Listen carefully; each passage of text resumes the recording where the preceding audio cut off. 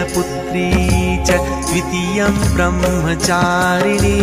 तृतीयं चन्द्रघण्टेति कुष्माण्डेति चतुर्थकम् पञ्चमं स्कन्दमातेति षष्ठं कात्यायनीति च सप्तमं कालरात्रीति महागौरीति चाष्टमम् नवमं सिद्धिदात्री च नवदुर्गाः प्रकीर्तिता उक्तान्येतानि नामानि ब्रह्मणैव महात्मना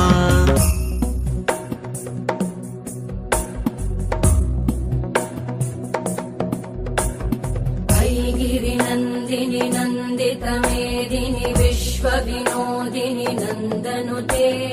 गिरिवरविन्ध्यशिरोधिनि वासिनि विष्णुविलासिनि जिष्णुनुते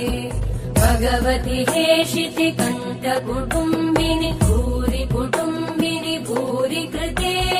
जय जय हे महिषासुरमर्दिनि रम्यकपर्दिनि शैलसुते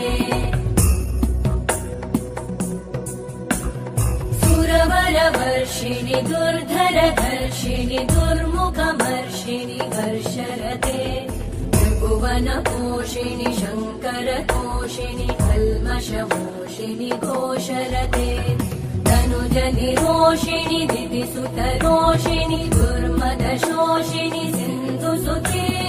जय जय हे महिषासुरमर्दिनि रम्यकपर्दिनि शैलसुते